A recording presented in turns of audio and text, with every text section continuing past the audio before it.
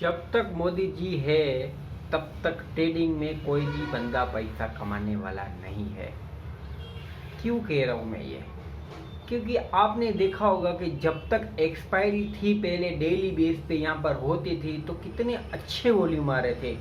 लेकिन जैसे ही एक्सपायरी ख़त्म हुई, अभी बंद हुई, सेबी की तरफ से ये कंसल्टेशन पेपर आया, उसके बाद से ही वॉल्यूम इतने डाउन हुए कि ट्रेडर जो है वो पूरी तरीके से यहाँ पर पहले तो बर्बाद हो रहे थे, फिर भी खेल रहे थे, लेकिन अब तो यहाँ से वो भाग ही गई। कितने लोगों ने सो ट्रेडिंग बंद कर दी, क्योंकि एक तो मार्केट में वॉल्यूम नहीं है, तो कुछ यहाँ पर से जो भी इंडेक्स होता है वो काम ही नहीं करता। और एक्सपायरी के दिन तो अगर आप देखोगे तो क्या ही यहाँ पर मूवमेंट आता है, आप उसको पकड़ ही नहीं पाओगे। इतनी वोलेटिलिटी होती है, या तो प्रॉफिट आएगा तो निकालने जाओगे तो निकल नहीं पाओगे।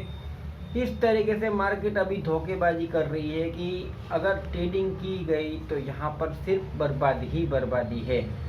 और पहले जो वॉल्यूम आते थे उसके मुकाबले अभी सिर्फ 1% के जितना वॉल्यूम अभी बचा हुआ है मार्केट में, और ये तब तक रहेगा ये तो पता नहीं। ऐसा ही यहाँ पर इन्वेस्टमेंट में भी हुआ है।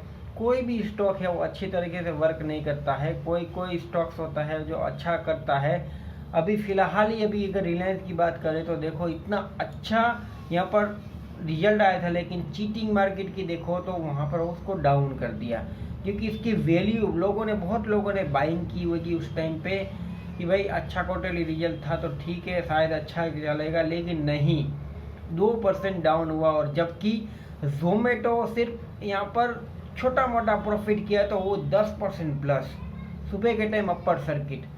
सोचने वाली बात ये है कि जो पुरानी कंपनी होती है ना, उसको यहाँ से लगता है कि मार्केट में यहाँ पर कुछ एग्जिट ही नहीं करते हैं। बस जो न्यू आईपीओ बेस्ड कंपनी होती है ना, जिसके ज़्यादा टाइम नहीं हुआ, उसी की डिमांड अभी मार्केट में चल रही है, ऐसा लग रहा है।